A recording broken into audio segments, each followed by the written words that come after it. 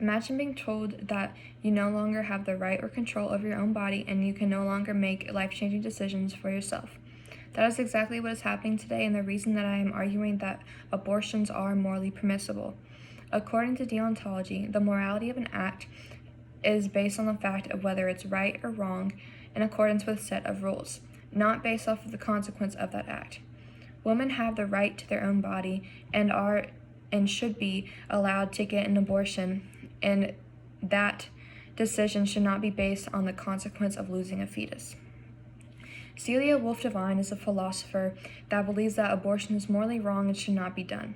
She believes that some women think that they are acting out of respect and nurture, but that this is implausible, as they may believe they are doing something right for themselves, but in actuality what they're doing is regarded as a violation to their own bodies. She believes that getting an abortion is scraping away at their core and is therefore a violation of their right. She also finds it strange how pro-choice individuals can say that men in power is a violence against a woman's body, but that abortion is not violent, as she claims that the fetus is destroyed by being pulled apart by suction, cut in pieces, and poisoned. Another way that Devine attempts to defend this claim of violence against women is explaining that many women are pro-life, and therefore the idea that men are causing this violence or women is not correct.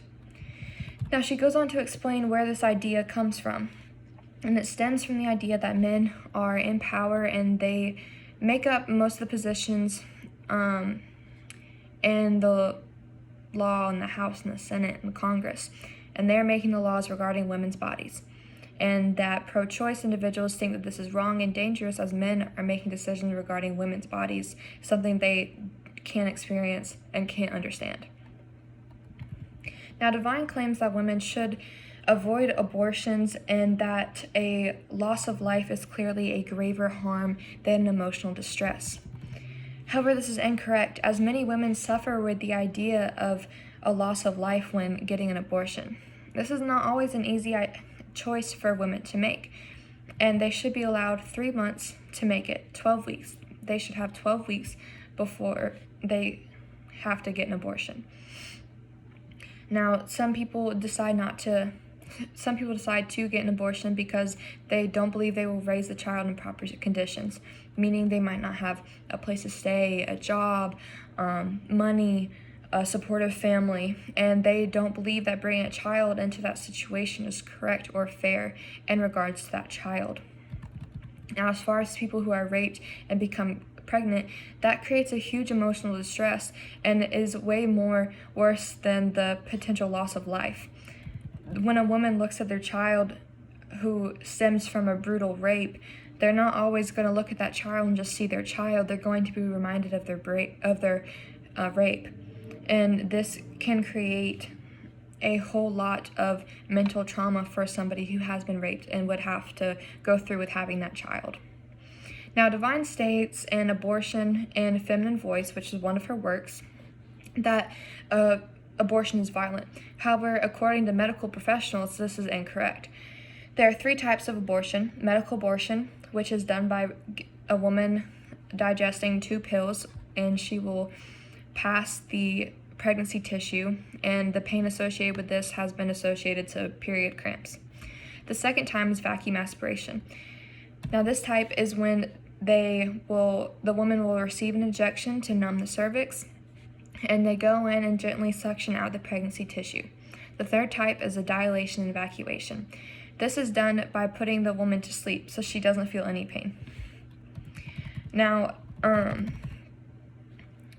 according to the above mentioned, this proves that abortions are not violent. Now, lastly, Devine explains that pro-choice supporters see women denying access to abortion as just another aspect of male domination and violence against women. She goes on to explain again that many women are pro-life and thus cannot be dismissed as representing male concerns and desires only.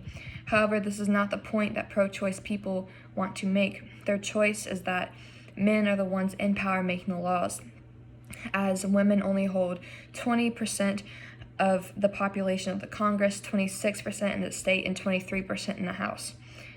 the people who are in power, a majority making these laws for women, have no clue what it's like to be pregnant, no clue the toll it takes on relationships, on their job, on their life, having to be pregnant and raising a child. They don't understand.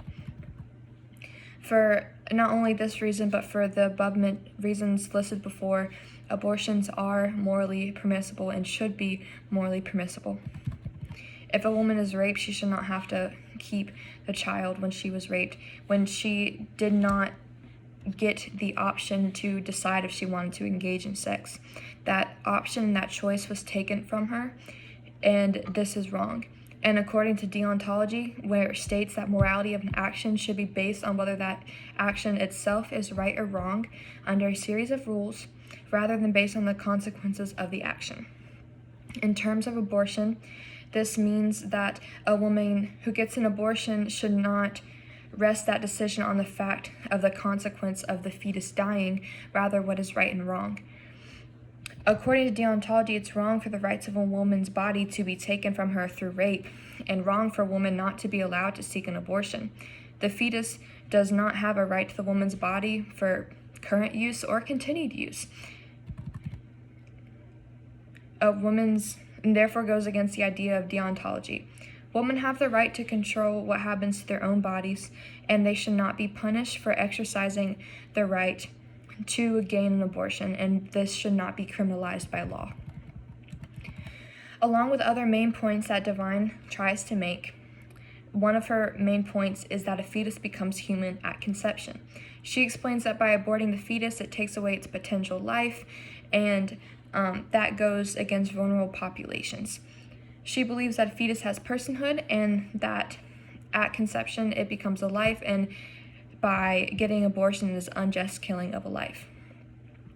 However, according to philosopher Rand, he says that if this is true, then a loss of a potential life is bad, and as abortion, then when a male wastes sperm or a woman wastes egg, so for example, when every time a man ejaculates and they waste sperm, or every time a woman has her period and wastes egg, that this is also considered a potential, that it's also considered a loss of life and just as bad as an abortion.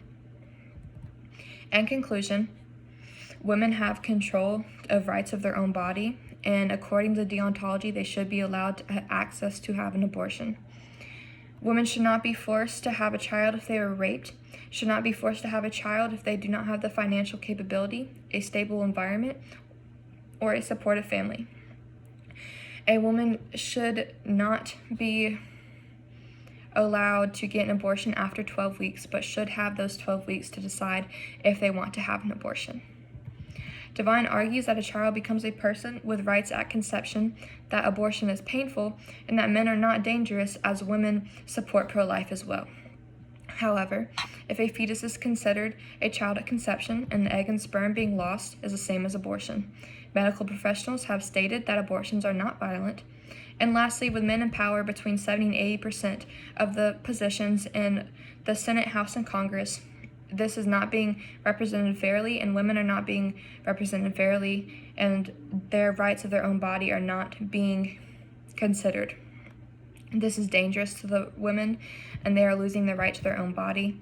Women deserve this right, and they deserve to make the decision regarding their life and their future.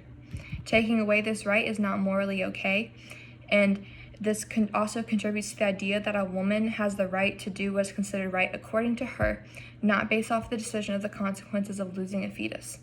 We as women need to change, and we must protect our rights to our own bodies and our own decisions. Go to pro-choice rallies, speak with friends and family about your belief, elect more women into offices, and together we can protect women's rights.